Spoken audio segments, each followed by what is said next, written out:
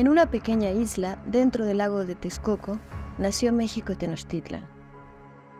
Y en el centro se fundó el primer templo para el dios Huitzilopochtli.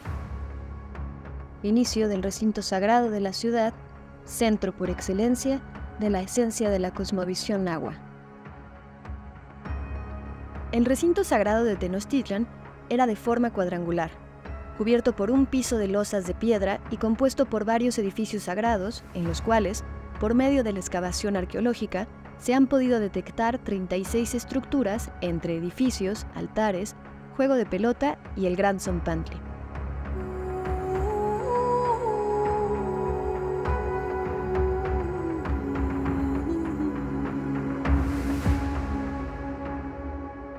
Nos encontramos en la parte posterior del Templo Mayor, que formaba parte del recinto sagrado de la ciudad de Tenochtitlan, y este espacio medía alrededor de 450 metros por lado, y sabemos por las fuentes históricas y sobre todo por Fray Bernardino de Sahagún que tenía aproximadamente 78 templos dentro de este espacio sagrado de la ciudad. Y dentro de la ciudad urbana actual, el recinto sagrado se encuentra ubicado por el lado norte entre las calles de Luis González Obregón y San Ildefonso. Por el lado este, el recinto sagrado llegaría aproximadamente hasta las calles de Correo Mayor y El Carmen, y por el lado sur cubre parte del ala norte del Palacio Nacional y frente a la Catedral Metropolitana. Por el lado oeste, el límite sería tentativamente la calle de Monte de Piedad y República de Brasil. Dentro de este espacio, dentro de la zona urbana, se encuentra lo que fue el recinto sagrado de la ciudad de Tenochtitlan. El programa de arqueología urbana estudia los 7 siglos de historia acontecida en el área que abarca el recinto sagrado mexica mediante la realización de excavaciones de rescate o salvamento arqueológico en varios inmuebles y predios del centro histórico de la Ciudad de México. Entre el 2015 y el 2017 se localizó en la actual calle de República de Guatemala una estructura arquitectónica que consiste en una plataforma orientada de norte a sur y que por la posición que guarda en relación con los edificios mencionados, se trata del Güey Zompantli del recinto sagrado de Tenochtitlan.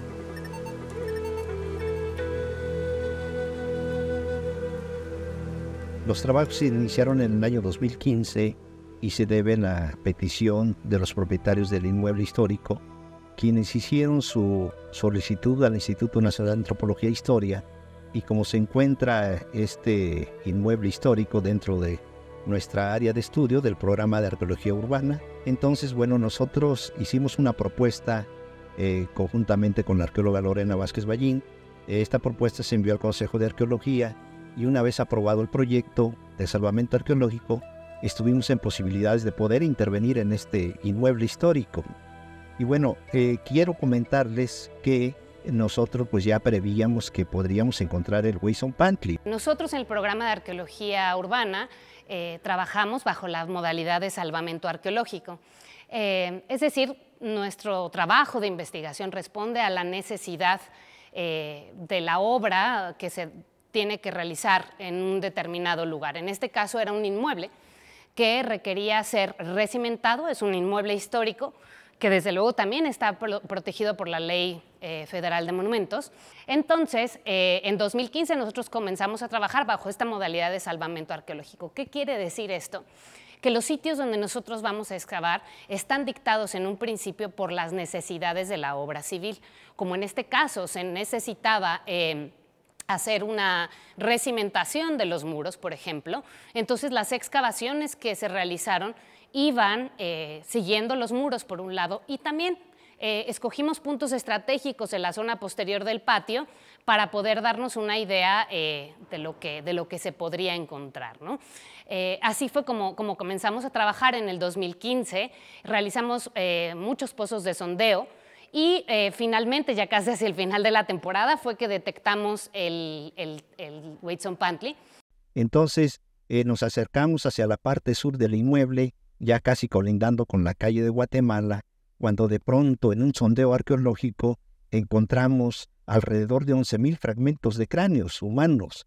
Eso era pues un indicador muy importante de que estaríamos muy cerca del Weyson-Pantley, de este edificio. Entonces se encontró en la plataforma, el muro que delimita a este edificio por el lado oeste, también el límite norte de la plataforma. Esto fue muy importante porque a partir de tener definido la esquina noreste del Weyson-Pantley, pudimos ubicarlo espacialmente con relación al recinto sagrado, pero también con el Templo Mayor de Tenochtitlan.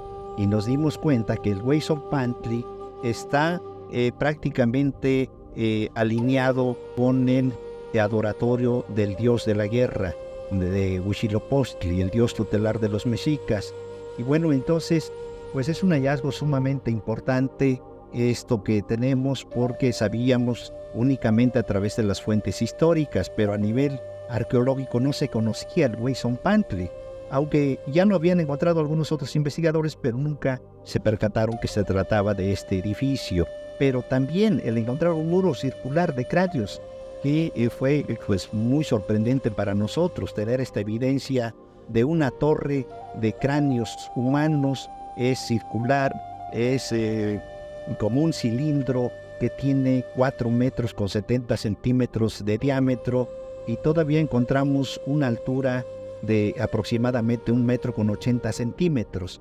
Pues esto impactó este hallazgo y recurrimos a las fuentes históricas y nos dimos cuenta que Andrés de Tapia hace la descripción del Weyson-Pantley en general, de todo el edificio, pero también de la empalizada, y además menciona la presencia de 2 torres de cráneos humanos, y él dice que se le veían lo que fue el rostro, los orificios de los ojos, la dentadura, y que pues era pues sumamente impactante ver este vestigio. El Weyson-Pantley se ve como una plataforma de aproximadamente 60 centímetros de altura, orientada de norte a sur. Debió tener aproximadamente 35 metros de largo por 12 de ancho. Hasta el momento se han encontrado 2 etapas constructivas, en las que se ven 4 etapas de estuco superpuestas que cubrían la plataforma. Asimismo, se localizaron 2 ofrendas.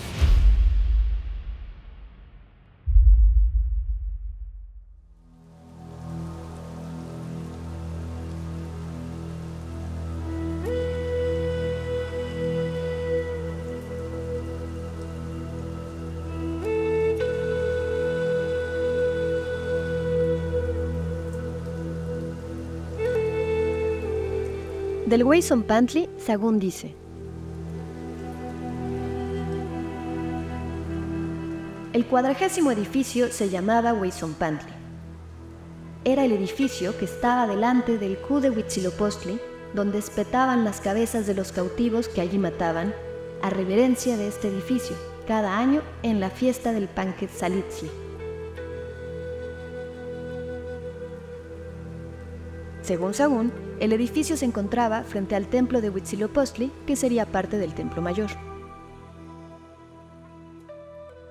Andrés de Tapia era sobrino de Diego Velázquez, que fue gobernador de Cuba, y de ahí acompañó a los invasores españoles en su trayecto hacia la península de Yucatán, y posteriormente su camino hacia Veracruz y llegar a Tenochtitlan. Entonces Andrés de Tapia pues era un joven en aquella época, acompaña a Hernán Cortés y se hizo pues una persona muy allegada a este conquistador, y Andrés de Tapia pues es el único que hace una descripción bastante aproximada de lo que era el Weyson-Pantley de Tenochtitlan. Entonces este soldado describe de manera casi perfecta de lo que fue el Weyson-Pantley. Dice que era un edificio alargado y que tenía pues alrededor de 60 o 70 postes plantados sobre la plataforma, y que además tenía 2 torres de cráneos, una torre en cada extremo, y pues es la descripción que mejor se tiene hasta este momento y que a nosotros nos permitió darnos cuenta que se trataba del Weyson-Pantley de Tenochtitlan. Andrés de Tapia señala: estaban frontero de esta torre 60 o 70 vigas muy altas, hincadas, desviadas de la torre, cuanto un tiro de ballesta, puestas sobre un teatro grande, hecho de cal y piedra, e por las grandes del muchas cabezas de muertos pegadas con cal e los dientes hacia afuera. Estaban de un cabo e de otro, de estas vigas, 2 torres hechas de cal e de cabezas de muertos, sin otra alguna piedra e los dientes hacia afuera.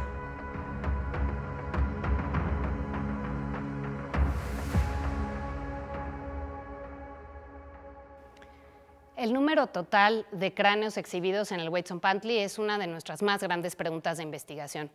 Y esto solo lo podemos contestar a través de 2 ventanas, ¿no? Una sería a través de la información en fuentes históricas y otra sería a través de la evidencia osteológica que tenemos en el Tzompantli. El problema con las fuentes históricas es que es muy variable lo que refieren, ¿no? Por ejemplo, Durán dice que uno de los conquistadores le mencionó que eran tantos y que estaban tan pegados y tan juntos entre ellos que era imposible contarlos.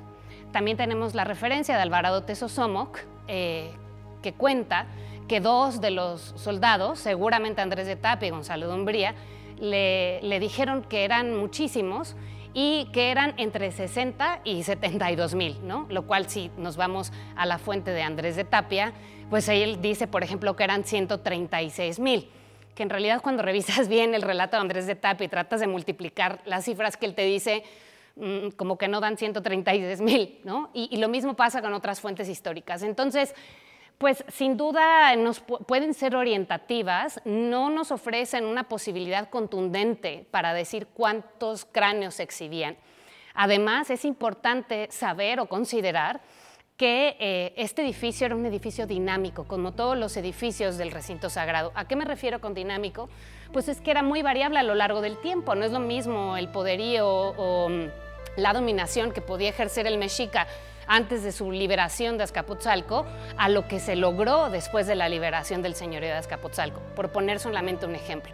Entonces, no podemos pensar como que siempre sería el mismo número, porque también depende de las ampliaciones, ¿no? Este edificio se ampliaba periódicamente y eso hacía seguramente que creciera el número de individuos que se podían colocar tanto en la empalizada como en la torre de cráneos, ¿no?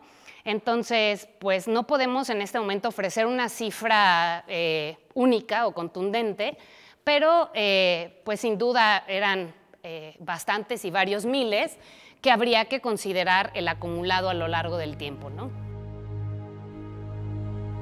El Huitzilopochtli de Tenochtitlan fue central para las prácticas de sacrificios mexicas en honor a Huitzilopochtli. Además de exhibir las cabezas, los sacerdotes se abastecían de cráneos procedentes de esta estructura con el fin de reutilizarlos en otras ceremonias.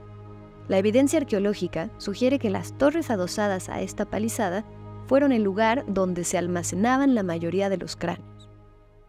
No sabemos por las fuentes históricas, sobre todo la de los conquistadores españoles, que a quienes sacrificaban eran guerreros que eran capturados en combate en otras regiones de Mesoamérica, a donde salían los mexicas a hacer sus incursiones y con el fin de someter a otros pueblos para obtener el pago de tributo, hacer la Triple Alianza en el centro de México, que estaba conformada por Tlacopan, Texcoco y Tenochtitlan. También tenemos algunas otras fuentes que nos hacen referencia al sacrificio humano que se llevaba a cabo aquí en el Templo Mayor, en donde se dice que sacrificaban guerreros, pero también mujeres, ¿verdad? Que eran traídas y que eran sacrificadas, como lo hemos visto durante las excavaciones del Huitzilopochtli, donde encontramos pues, una gran cantidad de cráneos de hombres, pero también de mujeres y cráneos de niños. Usualmente, el sacrificio involucraba una piedra de sacrificios, un cuchillo de pedernal y un recipiente llamado cuauhxicalli para colocar los corazones. A través de este rito se ofrendaba la sangre y la vida para que, como en la naturaleza, la muerte diera paso a la vida. En el caso, por ejemplo, de la fiesta que se festejaba el nacimiento de Huitzilopochtli, que era una fiesta que se conocía como Panquetzalistli, eran traídos individuos que eran capturados en combate y estas personas, quienes los capturó, los traía a la ciudad, prehispánica y los cuidaban, los alimentaban, los trataban muy bien, les decían palabras de aliento los sacerdotes y también los traían al Templo Mayor. Incluso acostumbraban subirlos hasta lo alto del Templo Mayor para que conocieran y posteriormente, bueno, ya se venía pues el evento, la fiesta y eran sacrificados en lo alto del Templo Mayor.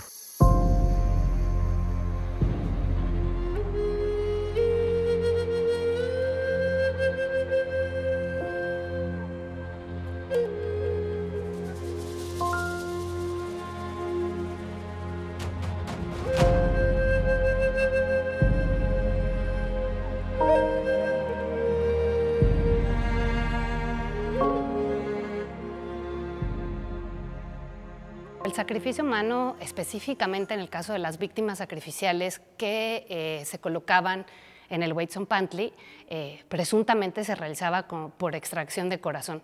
Esto desde luego lo sabemos a partir de la información en las fuentes históricas, ya que pues, al tener únicamente el cráneo, ¿no? Depositado en la torre de cráneos, pues es difícil saber la causa de muerte del individuo, porque solamente tenemos este segmento corporal.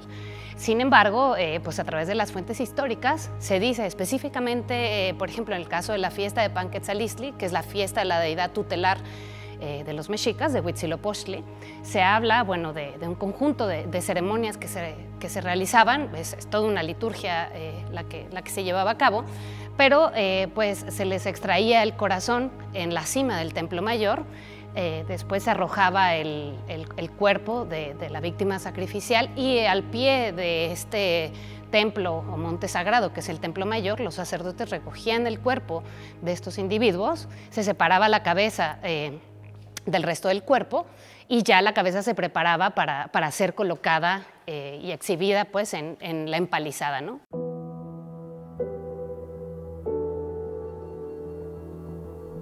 El cuerpo era levantado y decapitado. Se le hacía una incisión en la parte de atrás de la cabeza para retirar la piel y todavía con el cerebro dentro, se hacían unos orificios en los parietales para poder atravesar los cráneos y colocarlos en el zompantli. El tratamiento corporal póstumo que se le daba a los sujetos y especialmente que podemos estudiar en el cráneo, en el Huitzompantli de Tenochtitlan, hemos podido registrar que consistía desde luego en retirar los tejidos blandos, realizar las perforaciones en ambos lados de la cabeza y colocarlos en la empalizada durante un tiempo considerable, aunque hoy en día no sabemos la cantidad de tiempo que debió de haber estado en la empalizada. Lo que sí sabemos es que podían después de ello tener distintos destinos y uno de ellos debió de haber sido ser colocados en las torres que componían al Huitzompantli.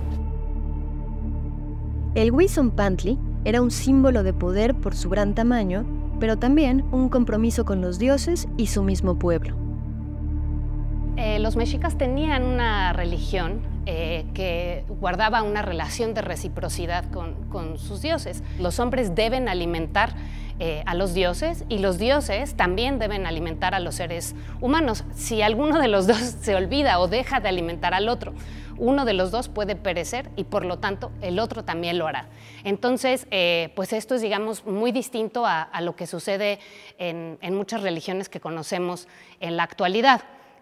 Por eso es que es tan importante para el mexica llevar a cabo los sacrificios humanos, porque esto es lo que permite alimentar a los dioses, ¿no? Como resultado de este sacrificio de las personas.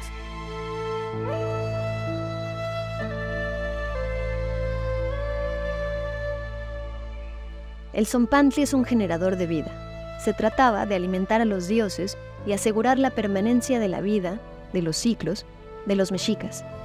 Estaban sembrando vida y cosechando vida.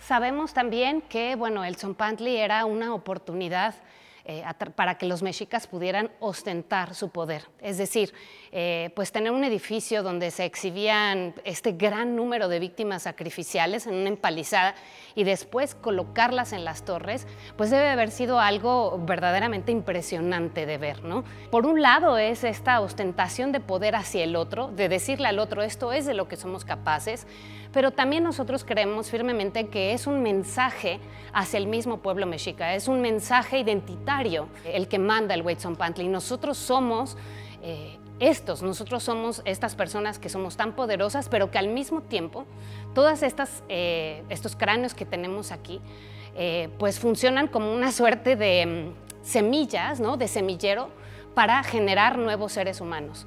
Imagínense dar la vida en el sacrificio humano para que continuara el equilibrio del universo, de la humanidad, que los dioses también pues fueran benévolos y trajeran pues grandes beneficios a la sociedad.